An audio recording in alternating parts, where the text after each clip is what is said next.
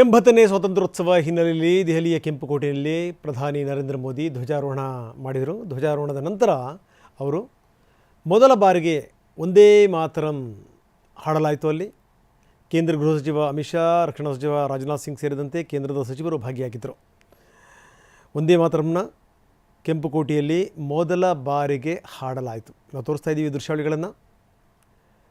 ಪ್ರಧಾನಮಂತ್ರಿಗಳು ಕೂಡ ಸುದೀರ್ಘವಾಗಿ ಮಾತಾಡಿದರು. ಹಲವಾರು ವಿಚಾರಗಳ ಬಗ್ಗೆ ಚರ್ಚೆ ಮಾಡಿದರು. ನಾವು ಈ ನಕ್ಸಲೀಯರನ್ನು ನಾವು ನಿರ್ಮೂಲನೆ ಮಾಡಿದ್ದೀವಿ, ಆದರೆ ನಗರದ ಒಳಗಡೆ ಇರುವಂಥ ನಕ್ಸಲೀಯರಿದಾರಲ್ಲ, ಅವರು ಸದಾ ವ್ಯವಸ್ಥೆಯನ್ನು ದುರ್ಬಲಗೊಳಿಸಲಿಕ್ಕೆ ಪ್ರಯತ್ನ ಪಡ್ತಾನೇ ಇರ್ತಾರೆ ಅಂತ ಕೂಡ ಕಿಡಿಕಾರಿದರು.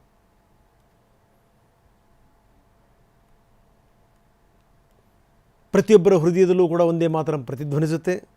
ಪ್ರತಿಯೊಬ್ಬರ ಮನೆಯಲ್ಲೂ ಕೂಡ ತ್ರಿವರ್ಣ ಧ್ವಜ ಹಾರ್ತಾ ಇದೆ. ದೇಶದಲ್ಲಿ 25 ಕೋಟಿ ಜನ ಬಡತನದಿಂದ ಮುಕ್ತರಾಗಿದ್ದಾರೆ. 2047ರ ವೇಳೆಗೆ ಭಾರತ ಅಭಿವೃದ್ಧಿ ಹೊಂದಿದ ರಾಷ್ಟ್ರವಾಗುತ್ತೆ ಅಂತ ಪ್ರಧಾನಿ ಭವಿಷ್ಯ ನುಡಿದರು.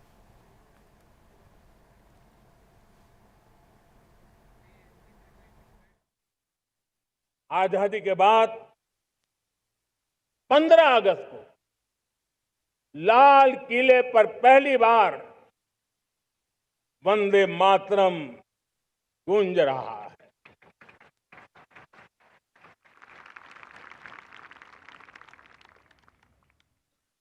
आज जब हम देश के लोग वंदे मातरम के 150 वर्ष मना रहे हैं, तो इससे बड़ा उत्तम अवसर क्या हो सकता है।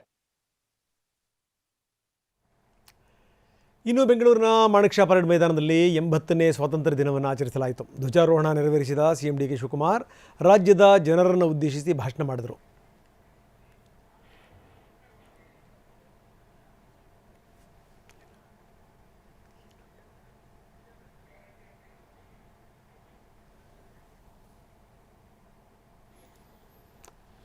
ಸಿಎಂ ಡಿ ಕೆ ಶಿವಕುಮಾರ್ ಅವರಿಗೆ ಇದು ಮರೆಯಲಾಗದಂಥ ದಿನ. ಮುಖ್ಯಮಂತ್ರಿಯಾಗಿ ಮೊದಲ ಬಾರಿಗೆ ಅವರು ಮಾಣಿಕ್ ಷಾ ಪರೇಡ್ ಮೈದಾನದಲ್ಲಿ ಧ್ವಜ ಹಾರಿಸಿದರು. ಅದಾದ ನಂತರ ಗೌರವ ವಂದನೆಯನ್ನು ಕೂಡ ಸಿಎಂ ಡಿ ಕೆ ಶಿವಕುಮಾರ್ ಸ್ವೀಕರಿಸಿದರು.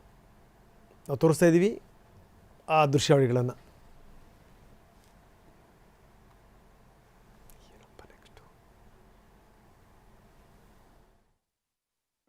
ಯುವ ನಿಧಿ ಕಾರ್ಯಕ್ರಮದಲ್ಲಿ ಈಗಾಗಲೇ ಸುಮಾರು 4 ಲಕ್ಷ ನಿರುದ್ಯೋಗಿ ಮತ್ತು ಡಿಪ್ಲೊಮಾ ಪದವೀಧರರಿಗೆ 1200 ಕೋಟಿ ರೂಪಾಯಿಯನ್ನ ಈಗಾಗಲೇ ನೆರವು ನೀಡಿದ್ದೇವೆ. ಯುವ ಶಕ್ತಿಯೇ ಭಾರತದ ಶಕ್ತಿ, ಯುವ ಶಕ್ತಿಯೇ ಕರ್ನಾಟಕದ ಶಕ್ತಿ. ಯುವ ನಿಧಿ ಕಾರ್ಯಕ್ರಮದಲ್ಲಿ ಈಗಾಗಲೇ ಸುಮಾರು 4 ಲಕ್ಷ ನಿರುದ್ಯೋಗಿ ಮತ್ತು ಡಿಪ್ಲೊಮಾ ಪದವೀಧರರಿಗೆ 1200 ಕೋಟಿ ರೂಪಾಯಿಯನ್ನ ಈಗಾಗಲೇ ನೆರವು ನೀಡಿದ್ದೇವೆ. ಯುವ ಶಕ್ತಿಯೇ ಭಾರತದ ಶಕ್ತಿ, ಯುವ ಶಕ್ತಿಯೇ ಕರ್ನಾಟಕ